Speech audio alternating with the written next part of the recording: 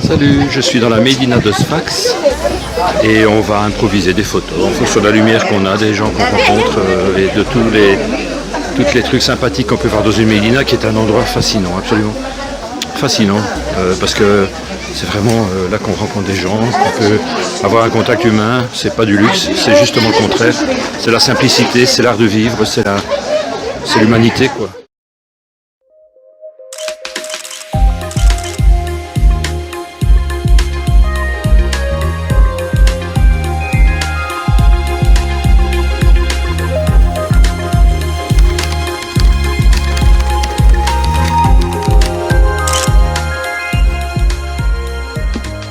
Alors, pour cette vidéo, je vous emmène à Sfax, en Tunisie. Sfax? Un nom bizarre, ça. Sfax, je connais pas, allez-vous me dire.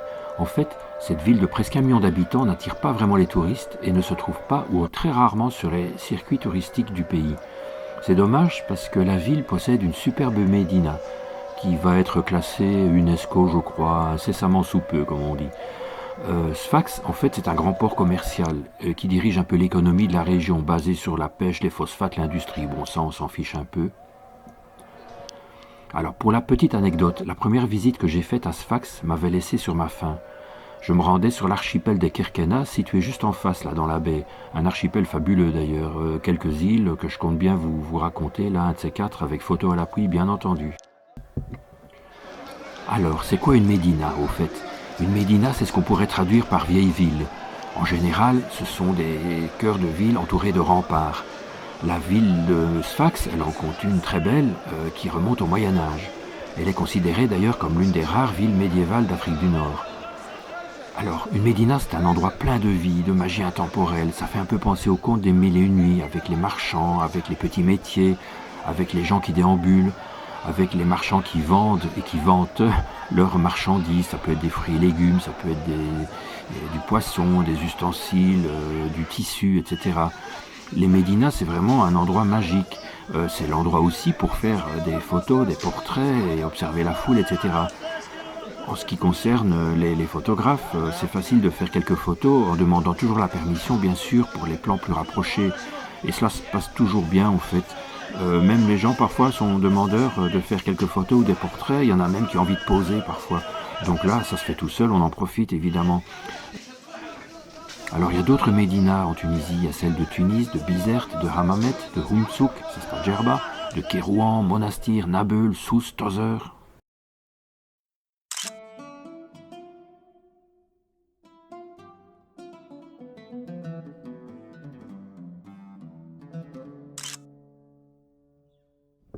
Alors, voici quelques photos faciles à faire, hein, qui ne demandent pas de technique particulière. Donc, il suffit de bien cadrer, c'est tout, voilà.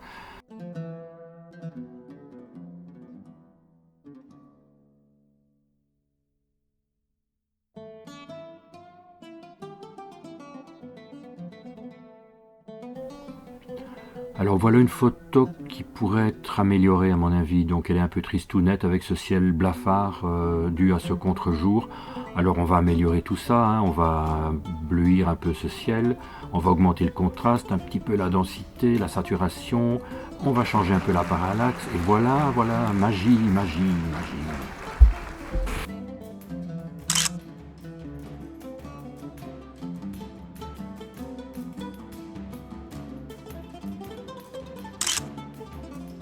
Alors voici la série des plans rapprochés des portraits.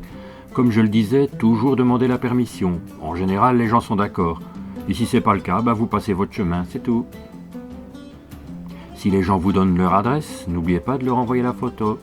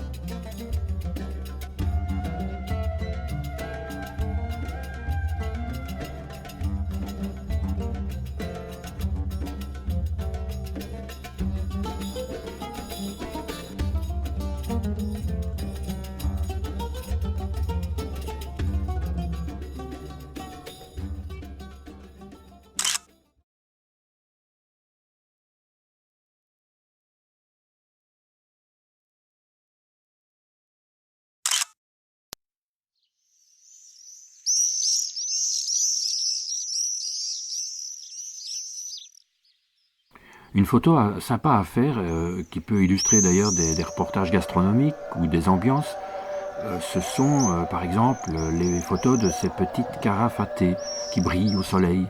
Alors j'ai fait la mise au point et réduit la profondeur de champ au maximum pour l'isoler, ce qui donne un effet superbe à mon avis.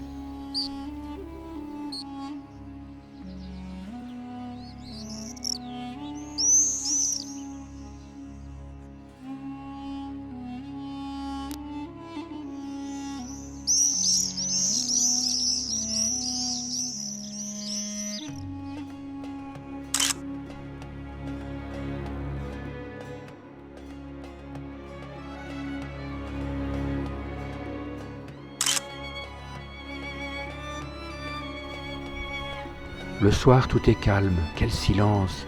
Les boutiques sont fermées, les étals sont rangés, la foule est partie.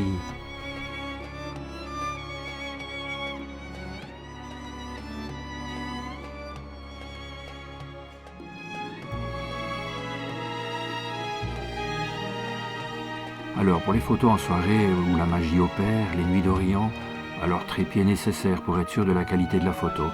Et puis à partir de ce moment-là, l'imagination et le sky is the limit.